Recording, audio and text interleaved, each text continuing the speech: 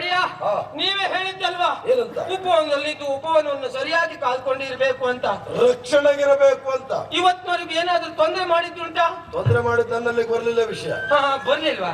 ಅಂದ್ರೆ ಮಾಡಿದ್ದೇವೆ ಅಂತ ಹೇಳುವುದಾ? ಅದಲ್ಲ, ಇಲ್ಲಿ ಯಾರು ಮರವನ್ನು ಕಡಿಯಬಾರದು, ಕಡಿದವರು ಭಿಕ್ಷುಕರು ಅಂತ ಒಂದು ಫಲಕ ಹಾಕ್ಸಿದ್ದು ಒಡೆಯ. ಅದ್ಯಾಕೆ ಹಾಕಿದ್ದು? ಅದು ಯಾರು ಕಡಿಬಾರ್ದಲ್ಲ ಅದಕ್ಕೆ ಹಾಕ್ಸಿದ್ದು. ಈ ವಿಷಯ ಭಿಕ್ಷುಕರಿಗೆ ಗೊತ್ತಾಯ್ತೇ ಅಲ್ವಾ? ಅವರೇ ಬಂದು ಕಡಿಯುವುದಕ್ಕೆ ಪ್ರಾರಂಭ ಮಾಡಿದ್ರು. ಪಾಪಿ, ಅದು ನನಗೆ ಹೇಳ್ಬೇಕಾ ಬೇಡವಾ? ಅಲ್ಲಿ ಹೇಳ್ದಲ್ಲ ಈಗ ಇವತ್ತು ಹೇಳುದಾ? ಎಲ್ಲ ವಿಷಯ ನೆನ್ಪಿಟ್ಕೊಳ್ಳೋದು ಕಷ್ಟ ಒಡೆಯ. ಅದಕ್ಕೆ ಮೊನ್ನೆ ಬಂದಾಗ ಬೇರೆ ವಿಷಯ ಹೇಳಿದ್ದೆ, ಇವತ್ತಿದ್ದು ಹೇಳ್ತಾ ಇದ್ದೇನೆ. ನೆನಪಾದಾಗ ಹೇಳು. ಭಿಕ್ಷುಕರು ಬಂದು ಮರ ಕಡಿಯೋದಕ್ಕೆ ಪ್ರಾರಂಭ ಮಾಡಿದ್ರು. ನೀನೇನ್ ಮಾಡ್ದೆ? ಆ ಫಲಕವನ್ನೆಲ್ಲ ಬದಲಾವಣೆ ಮಾಡಿದೆ. ಏನಂತ ಮಾಡ್ದೆ? ತಿರುಗಿಸಿಟ್ಟೆ ನಾನು. ಮರ ಅಂದ್ರೆ ದೇವರು, ಮರವನ್ನು ಪ್ರೀತಿಸಬೇಕು, ಮರವನ್ನು ಅಪ್ಪಿಕೋ ಅಂತ ಬರ್ದೆ. ಸಾರ್ಥಕ ಆಯ್ತು.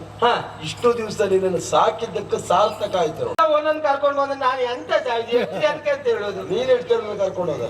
ನಾನ್ ಕರ್ಕೊಂಡ ನಾ ವಿಷಯದಲ್ಲಿ ಎಲ್ಲಾ ವಿಷಯದಲ್ಲೂ ನಾನಿದ್ದೆ. ಗುರುವೇ ನೀನು. ನೀನು ಮಾಡಿದ್ ನೋಡ್ಕೊಂಡೇ ಉಳಿದವ್ರು ಮಾಡು. ಈಗ ಅವರಿಗೆ ಎಲ್ಲಾ ವಿಷಯದಲ್ಲೂ ಆಮೇಲೆ ಏನ್ ಮಾಡುವುದು? ಇದು ಸರಿಯಲ್ಲ ಅಂತ ಪಲ್ಕೆ ತೆಗೆದಾಕ್ತೇನೆ ನಾನು. ಈಗ ಅಡ್ಡಿಲ್ಲ, ಅಲ್ಲಲ್ಲಿ ಮೂಲೆಯಲ್ಲಿ ನಡೀತಾ ಉಂಟು.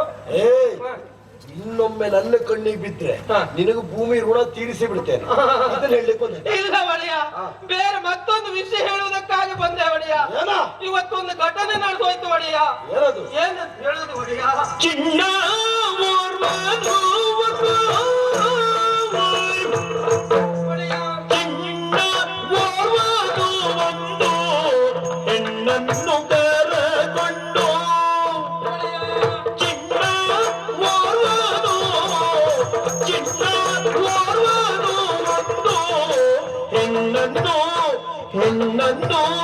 ಹೆಣ್ಣನ್ನು ಕರೆಗೊಳ್ಳು, ಹೆಣ್ಣನ್ನು ಕರೆಗೊಳ್ಳು. ಚಿನ್ನ ಓರ್ವನು ಒಂದು, ಹೆಣ್ಣನ್ನು ಕರೆಗೊಳ್ಳು. ಬಣ್ಣದು ರಥವೇದ ತುನ್ನ ತರುವ ನೋಡಿಗ, ಬಣ್ಣದು ರಥವೇದ ತುನ್ನ ತರುವ ನೋಡಿಗ.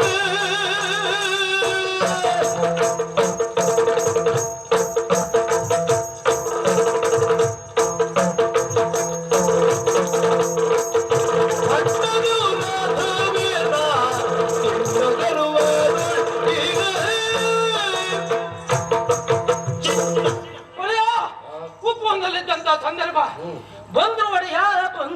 ಯಾರು ಬಂದ್ರ? ಇಬ್ಬರು ಬಂದ್ರು. ಯಾರಂತೆ ವಿಚಾರಿಸಬೇಕಿತ್ತು. ಹುಡುಗ ಸಣ್ಣವ. ಹೌದಪ್ಪ. ಬಂದಿದ್ದು ಹೇಗೆ? ಬಣ್ಣದ ರಥವನ್ನೇರಿ ಬಂದಿದ್ದಾರೆ. ಯಾಕಂದ್ರೆ ಒಳ್ಳೆ ವ್ಯವಸ್ಥೆ ಇದ್ದವ್ರಂತ ಆಯ್ತು. ಹೌದು ಒಡೆಯ. ರಥವನ್ನು ಒಂದ್ ಕಡೆಗೆ ನಿಲ್ಲಿಸಿ ನೇರವಾಗಿ ನಮ್ಮ ಉಪವನಕ್ಕೆ ಬಂದಿತ್ತು. ಹುಡುಗನ? ಹೌದು. ಹುಡುಗ ಸಣ್ಣವ, ಮಕ್ಕಳು ಪ್ರಾಯಕ್ಕೆ ಬಂದವಳು ಅವನ ಜೊತೆಯಲ್ಲಿ. ಹುಡುಗ ಸಣ್ಣವ, ಮತ್ತೊಬ್ಳು ಪ್ರಾಯಕ್ಕೆ ಬಂದವಳು. ಹೌದೇ? ಹಾಗಾದ್ರೆ ಮತ್ತೊಬ್ಳು ಅಂತ ಹೇಳಿದ್ರೆ ಹೆಣ್ಣು ಅಂತ ಆಯ್ತು. ಹೆಣ್ಣು ನೀವ್ ಅಂದಾಜ್ ಮಾಡಿ. ಹುಡುಗ ಸಣ್ಣವ, ಮತ್ತೊಬ್ಳು ಹೆಣ್ಣು. ನೀವ್ ಅಂದಾಜ್ ಮಾಡಿ. ಇನ್ನೊಂದ್ಸರಿ ಹೇಳು. ಹುಡುಗ ಸಣ್ಣವ, ಮತ್ತೊಬ್ಳು ಹೆಣ್ಣು. ನೀವ್ ಅಂದಾಜ್ ಮಾಡಿ. ಇನ್ನೊಂದ್ಸರಿ ಹೇಳು. ಸಣ್ಣವ ಹುಡುಗ. ಪಾಪಿ, ಎಂತ ನಾನು ಅಂತವನ ಎಂತ ಅಂದಾಜು ಮಾಡಿ ಅಂದ್ರೆ? ಅಲ್ಲ, ಯೋಚನೆ ಮಾಡಿ. ಯೋಚನೆ ಮಾಡಿ ಯಾವ ಶಬ್ದ ಎಲ್ಲಿ ಬಳಸಬೇಕು ಅಂತ ಉಂಟು. ನಮ್ಗೆಲ್ಲ ದೊಡ್ಡ ದೊಡ್ಡ ಶಬ್ದ ಹಾಕಿ ಅಭ್ಯಾಸ ಇಲ್ಲ ಒಡೆಯ. ಹಾಕಿ ಸಾಯ್ಬೇಡ. ನೋಡುದು, ಪ್ರಯತ್ನ ಮಾಡುದು ಒಡೆಯ. ಸುಮ್ಮನೆ ಯೋಚನೆ ಮಾಡು. ಹಂಚು ಧರಿಸ್ಕೊಳಕ್ ನೀವಿದ್ರಲ್ಲ ಒಡೆಯ. ಬಂದವ ಏನ್ ಮಾಡಿದ? ನೇರವಾಗಿ ಹಣ್ಣು ತಿನ್ನುವುದಕ್ಕೆ ಪ್ರಾರಂಭ ಮಾಡಿದ. ಹೌದು. ನೀನೇನ್ ಮಾಡ್ತಿದ್ದೆ? ನಾನು ನೋಡ್ತಿದ್ದೆ. ನೋಡುವ ಮುಂದೆ ಏನ್ ಮಾಡ್ತಾನೆ ನೋಡ್ತಾ ಇದ್ದೆ ಒಡೆಯ. ಒಂದು ಹಣ್ಣು, ಎರಡು ಹಣ್ಣು, 4 ಹಣ್ಣು, ಬೇಡ 10 ಹಣ್ಣು ತಿರ್ಲಿ. ನೋಡ್ತಿದ್ದೆ. ನಾನು ಬೇಸರ ಮಾಡುವುದಿಲ್ಲ ಆಗಿತ್ತು ಒಡೆಯ. ಬಂದವ ಮಾಡಿದ್ದೇನು? ನೇರವಾಗಿ ಮರದ ಬುಡಕ್ಕೆ ಬಾಣ ಪ್ರಯೋಗ ಮಾಡಿದೆ, ಒಂದೇ ಮರಕ್ಕೆ. ನಾನು ನೋಡ್ತಿದ್ದೆ. ನೇರವಾಗಿ ಅಲ್ಲಿಗೆ ಹೋದೆ ನಾನು. ಸಿಟ್ಟು ಬಂದು ಹೋದವ್ ಕೇಳಿದೆ, ಇದೆಲ್ಲ ತಪ್ಪು, ಸರಿಯಲ್ಲ ಹೇಗೆ ಮಾಡುವುದು, ಮಾಡಿದ್ದು ತಪ್ಪು ಎನ್ನುವುದಾಗಿ ನಮ್ಮ ಒಡೆಯದ್ದೆಲ್ಲ ಬಂದು ಶರಣಾಗಬೇಕು, ನೀನು ಅವ್ರು ಕಾಲು ಹಿಡಿಬೇಕು ಅಂತ ಹೇಳಿದೆ.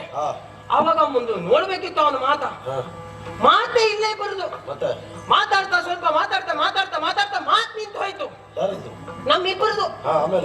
ಪೆಟ್ಗಿ ಶುರು ಆಯ್ತು. ಪೆಟ್ಗಿ? ಯಾವ ಪೆಟ್ಗಿ? ಅದು ಮರದ ಮದ್ದ ಕಬಡದ ಅದೆಲ್ಲ ಇದು ಪೆಟ್ಟು. ಅಂದಿನ ಕಾಯ ಎಷ್ಟು ಅಂತ ಕೇಳೋ ಜಾತಿ ನಾವಲ್ವೇ? ಅದು ಯಾವತ್ತು ಪೆಟ್ಟಿನ ಕಾಯ ಎಷ್ಟು ಕೇಳುದು ನೀನೆ. ತಡ ಮಾಡ್ಲಿಲ್ಲ, ಪೆಟ್ಟು ಪ್ರಾರಂಭವಾಯ್ತು. ಜಟಾಪಟಿ ಹೊಯ್ಕೈ ಮಾರಾಮಾರಿ ಅವನು ಕೊಟ್ಟ, ನಾನು ಕೊಟ್ಟೆ. ಹೌದಪ್ಪ, ನಾನು 60 ಕೊಟ್ಟೆ, 120 ಕೊಟ್ಟ. ಅಲ್ಲಿಂದಲ್ಲಿಗಾಯ್ತಾ? ಅಲ್ಲಿಂದಲ್ಲಿಗಾಯ್ತು. ಮತ್ತೆ ಪ್ರಾರಂಭ ಆಯ್ತು. ಅವನು 160 ಕೊಟ್ಟ, ನಾನು 190 ಕೊಟ್ಟೆ. ಸ್ವಲ್ಪ ಲೆಕ್ಕಾಚಾರ ಹೆಚ್ಚು ಕಡಿಮೆ ಆಯ್ತಲ್ಲ? ಸ್ವಲ್ಪ ಹೆಚ್ಚು ಕಡಿಮೆ ಆಯ್ತು. ಅವನದ್ದು ಹೆಚ್ಚಾಯ್ತಲ್ಲ? ಅವನದ್ದು ಹೆಚ್ಚಾಯ್ತು. ಇಲ್ಲ ನಾನು 190 ಕೊಟ್ಟ. ನಾನು ಮೊದ್ಲಿದ್ದು ಈಗಲೇ ಸೇರಿಸಿದ್ರೆ ಅದು ಸ್ವಲ್ಪ ಹೆಚ್ಚು ಕಡಿಮೆ ಆಗ್ತದೆ. ಆಮೇಲೆ ನೋಡ್ಬೇಕಿತ್ತು ಒಳ್ಳೆಯ. ಅಯ್ಯಯ್ಯೋ, ಪೆಟ್ಟು ಅಂದ್ರೆ ಪೆಟ್ಟು, ಮಾತು ನಿಂತು ಹೋಗಿ. ಆಮೇಲೆ ಬೊಬ್ಬೆ. ಹೌದು, ಹಕ್ಕಿ ಬಿಡಬೇಡ. ಇದು ಮೊದ್ಲು ಬೊಬ್ಬೆ ಆಗ್ತದೆ, ಆಮೇಲೆ ಪೆಟ್ಟ ಆಗ್ತದೆ ಅಂತ ಕೇಳಿದ್ದೆ. ಇದು ಮೊದ್ಲು ಪೆಟ್ಟಾಗ ಆಮೇಲೆ ಬೊಬ್ಬೆ ಆಯ್ತಾ? ಅವಸರದಲ್ಲಿ ಏನೇನ್ ಮಾಡ್ಕೊಂಡಿದ್ದೀವಿ ಅಂತ ನನಗೆ ಗೊತ್ತಾಗ್ಲಿಲ್ಲ ಒಡೆಯ. ಆಮೇಲೆ ಏನ್ ಮಾಡುವುದು? ಕಡಿಮೆ ಅಂತ ಆಗ್ಲಿಲ್ಲಲ್ಲ? ಇಲ್ಲ, ಅಲ್ಲಿಂದ ಪಲಾಯನ ಸೂತ್ರ ಕೈಗೊಂಡೆ ನಾನು. ಯಾರು ನೀನ? ಹೌದು. ಪಾಪಿ ಎಂತ ತಿನ್ಕೊಂಡ್ ಬಂದ್ರಿ? ನಾನು ತಿನ್ನುವುದೇ ತಿಂದಿದ್ದೇನೆ ಪಾಪಿ ಮಗ. ಪಲಾಯನ ಸೂತ್ರ ಕೈಗೊಳ್ಳಿಕ್ಕೆ ನೀನು ಜನವ ಮತ್ತೆ? ಅಯ್ಯೋ, ಆವೇಶ. ಯಾವ ವೇಷ? ಅದೇ ವೇಷ, ಆವೇಶ.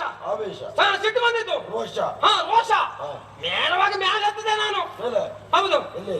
ಎತ್ತರಕ್ಕೆ, ಮರದ ಮೇಲೆ ಹತ್ತುಕೊಂಡು ಹೇಗಾದ್ರೂ ಮಾಡಿ ಹುಡುಗರನ್ನ ಪ್ರತಿಭಟನೆ ಮಾಡಬೇಕೆಂಬ ಕಾರಣಕ್ಕಾಗಿ ಈ ಕೆಳಗೆ ನೋಡ್ತೇನೆ ಒಡೆಯ, ತಲೆ ತಿರುಗ್ತಂಡು ಗಿರ್ರ ಅಂತ. ಅಷ್ಟು ಮ್ಯಾಲದಲ್ಲಿದ್ದೇನೆ ನಾನು. ಆದ್ರೂ ಬಿಡ್ಲಿಲ್ಲ, ಮ್ಯಾಲನ್ನೇ ಚಿತ್ತಿದ್ದೆ ನಾನು, ಹಾರಿದ್ದೆ. ಮೈ ಮೇಲೆ ಹಾರಬೇಕು ಅಂತ ಹಾರಿದೆ. ಹುಡುಗನ ಮೈ ಮೇಲೆ ಬಿದ್ದು ಸತ್ತೇ ಹೋದ ಅಂತ ನೀವು ತಿಳ್ಕೊಂತಿದ್ದೀರಿ. ನಾ ಹಾರಿದ ತಕ್ಷಣ ನಾವು ಆ ಕಡೆ ಸೇರ್ಕೊಂಡ, ನಾವು ಹೊಸ ಕೆಳಗಡೆ ಬಿದ್ದೆ. ಧೂಳು ಮಣ್ಣು ಕೆಳಗಡೆ. ಅಯ್ಯೋ, ಪ್ರತಿಭಟನೆ ಆವೇಶ ನಿಮ್ಮದೇನ ಬಿಡ್ಲಿಕ್ಕೆ ಉಂಟು? ಆ ಕಡೆ ಈ ಕಡೆ ನೋಡ್ದೆ, ಏನೂ ಸಿಗ್ಲಿಲ್ಲ. ಆ ಧೂಳನ್ನು ಬಾಯಿಲ್ ಹಾಕೊಂಡೆ ನಾನು. ಬಾಯಿಲ್ ಹಾಕೊಂಡು ಕಚ್ಚ ಜಾಗದೆ ಅವನು ಮುಖದ ಮೇಲೆ ಉಗಿಬೇಕೆಂಬ ಕಾರಣಕ್ಕಾಗಿ ಕಿದ್ದು ಕಚ್ಚ ಜಾಗದೆ ಜಾಗದ್ ನೋಡ್ತೇನೆ, ಹಪ್ಪು ವಾಸನೆ. ಹೌದು, ಅದು ಮಣ್ಣು ಅಲ್ಲದೆ, ಅದು ಬೇರೆ ಅಂತ ಆಮೇಲೆ ಗೊತ್ತಾಯ್ತು. ಮಣ್ಣು ಅಂತ ತಿಳ್ಕೊಂಡಿದ್ದು. ತೊಂದ್ರೆ ಇಲ್ಲ, ಶುದ್ಧ ಆಯ್ತು. ಇನ್ನು ಬಾಯಿ ವಾಸ್ತವಿಗಿಂತ ಅದ್ರ ವಾಸ್ತವ ಏನು ಹೆಚ್ಚಲ್ಲ. ಕಚ್ಚ ಜಗಿತಾ ಇದ್ನ, ತಡ ಮಾಡ್ಲಿಲ್ಲ. ನಾನು ಕುತ್ತಿಗೆ ಹಿಡ್ಕೊಂಡು ಕೂತ್ಗೆ ಅಲ್ಲ, ಆ ಜಗದದ್ದು ಏನ್ ಮಾಡಿದ? ಮುಖದಲ್ಲಿ ಮುಗಿಬೇಕು ಅಂತ ಯೋಚನೆ ಮಾಡ್ತಾ ಇದ್ದೆ. ಕುತ್ತಿಗೆ ಹಿಡ್ಕೊಂಡು ಕುತ್ತಿಗೆ ಗಂಟು ಮೇಲೆ ಒಂದು ಬಿಟ್ಟ. ನನಗೆ ಪುಸ್ತಕದ ಒಳಗೋಯ್ತು. ಹೊಡಿಯ, ನನಗ್ ಬೇಸರ ಅದಲ್ಲ. ನಾನ್ ತಿಂದೆ ಅಂತಲೂ ಬೇಸರ ಅಲ್ಲ. ಆ ತಿಂದ ಬಾಯಲ್ಲಿ ನಿಮ್ಮ ಹತ್ರ ಬಂದು ಮಾತಾಡ್ತಿದ್ದಾಗ ಅದು ಬೇಸರ. ನನಗ್ ತೊಂದ್ರೆ ಇಲ್ಲ. ನೀವು ತಿಂದದ್ದೇನು ನಿನ್ನ ಹೊಟ್ಟೆ ಒಳಗುಂಟು ಪಾಪಿ ಮಗನೇ. ನೀನ್ ನನಗ್ ತಾಗ್ಸೋದ್ ಬೇಡ ಅಂತ ಕೇಳಿದ ವಾಸನೆ ಬರ್ತಾ ಉಂಟು ಅಂತ ಮಾತಾಡುವಾಗ ಅಷ್ಟೊತ್ತಿ ನೀನ್ ಎಂಟ್ಲು ನುಂಗುತ್ತಾ ಇದ್ದೀಯ. ನಿನ್ನ ಬಾಯಲ್ಲಿ ಅದ್ರ ಲವಲೇಶೂ ಇಲ್ಲ. ಪೂರ್ಣ ಹುಡುಕು ಕೊಳಕು ಎಲ್ಲ ನಿನ್ನ ಹೊಟ್ಟೆ ಒಳಗುಂಟು. ಅದ್ರ ವಾಸನೆ ಅಂತ ಹೇಳಿ ಗೊತ್ತಾಯ್ತಲ್ಲ ನಿಮ್ಗೆ? ನನಗ್ ಗೊತ್ತಾಗ್ಲಿಕ್ಕೆ ನಾನು ಅದನ್ನ ಬಾಯಲ್ಲಿ ಹಾಕೊಂಡಿದ್ದೆ. ಮಗನೇ, ನೀನ್ ತಿರ್ಸಿ ನನ್ ಬದಿಗೆ ಬರೋದು ಬೇಡ. ನನ್ನ ಪರಿಸ್ಥಿತಿ ಅಲ್ಲಿವರೆಗೆ ಬಂತು. ಹುಡುಗ ಬಾಯಿಗೆ ಬಂದಾಗ ಬೈಲಿ ಬೇಸರ ಇಲ್ಲ ಒಡೆಯ. ಒಂದೋ ಎರಡ ಇದ್ದ ಮರದ ಬುಡಕು ಬಹಳ ಪ್ರಯೋಗ ಮಾಡಿದ. ಮರ ಎಲ್ಲ ಕೆಳಗೆ ಬಿದ್ದಿದ್ದಾವೆ. ಇನ್ನು ಮುಂದಲ್ಲಿ ಹೋಗೋ ಪರಿಸ್ಥಿತಿ ನನಗೆ ಇಲ್ಲ ಒಡೆಯ. ಈಗ ಮಾಡಿದ್ರ